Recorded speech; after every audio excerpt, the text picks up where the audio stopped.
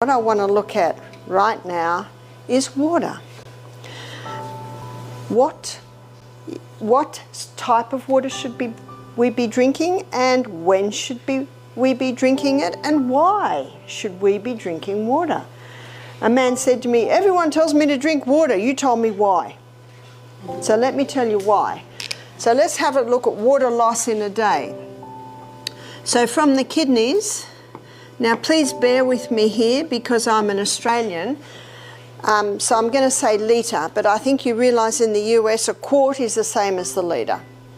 So from the kidneys we have 1.5 litre loss in a day. From the colon we have 0.3 of a litre loss in the day. From the lungs we have a 0.2 of a litre loss. And what's a surprise to most is from the skin we have a 0.5 of a litre loss. So that's 2.5 litre loss, so litre loss in a 24-hour period. We need to be replacing 2 litres or 2 quarts of water. Well, what about the other? Well, in our magnificent breakfast this morning, we had water coming in through our mango, through our grapefruit, so you see your fruits and vegetables also supply some fluid, but we need to have at least 2 litres of pure water a day. So here's the rule of thumb. So 50 pound body weight to 1, well, I'll say quart for your sake, for 1 quart or 1 litre. So that means if someone is 100 pound, they should be having 2 quarts a day. And I guess someone gets very concerned if they're 200 pound, does that mean I've got to drink 3 quarts a day? Well, that's a good incentive for weight loss. And if someone's only drinking 2 glasses of water a day and they're 200 pound, they can get very discouraged at that news. So you know what I say, Rome wasn't built in a day.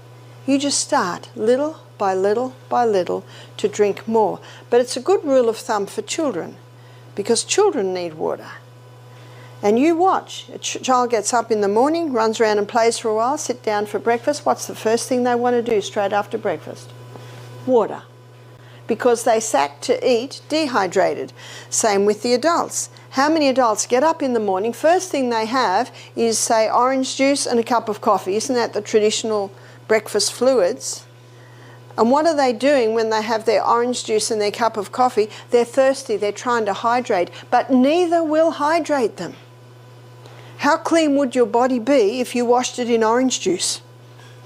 How clean would your body be if you washed it in a cup of coffee? Water and water alone will supply what the body needs. And there's a book called One of the Body's Many Cries for Water. It's by Dr. Batman Geheldage. We'll call him Dr. B, an Iranian doctor. And his story is very interesting. He was in prison, political prisoner, and all the patients, well, not patients, but the residents in the jail would come to him because he's the doctor. And he had nothing. So he just kept giving everyone a glass of water. And, you know, they were happy because he actually did something. And every 15 minutes, he'd give them another glass of water. And so he'd come and see them, give them another glass of water. And to him, it was a bit of, what else can I do? But then he noticed something. They all were getting better. In fact, the word went round, we've got the best doctor here in this jail. Everyone's getting better. So he put his detective hat on. Why are they getting better? All I'm doing is giving them water. And out of that came his book, One of the Body's Many Cries for Water. And what's fascinating about his book, I'm pretty sure it's in the bookshelf there, is he goes into every single body function, because don't you love it when someone says, why is this happening? And then investigate and then write a book, and we can read that book and go, well, looky there. No need to reinvent the wheel. This guy's done it all.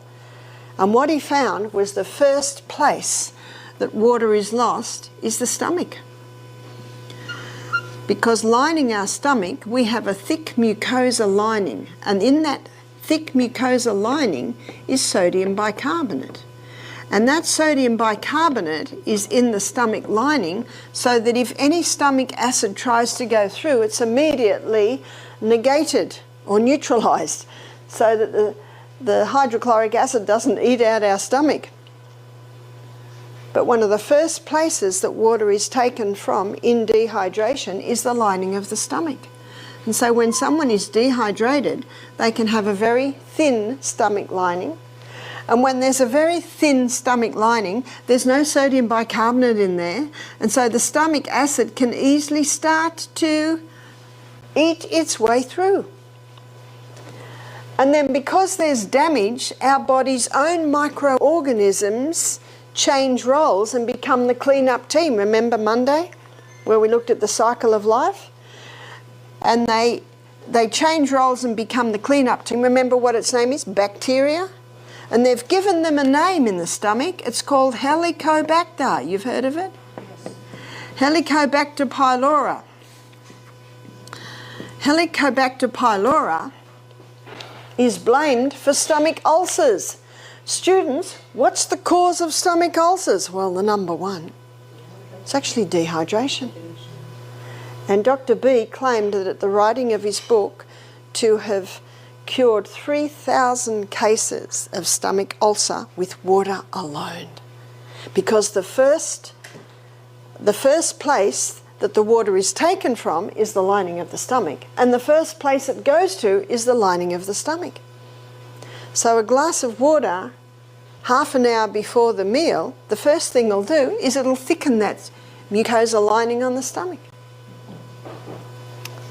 So there's a couple of doctors from Australia, Western Australia, that got a Nobel Prize for discovering that Helicobacter pylori causes stomach ulcers.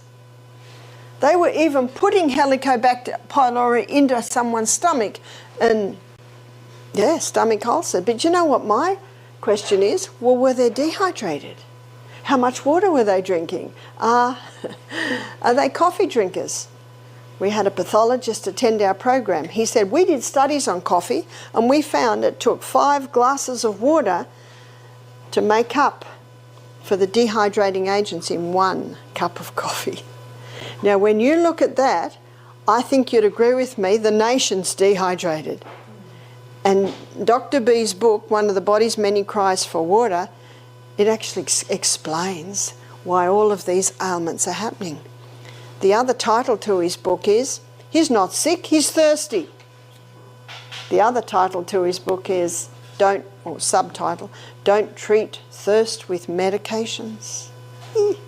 Because when you do take medications, what does that do to your hydration status?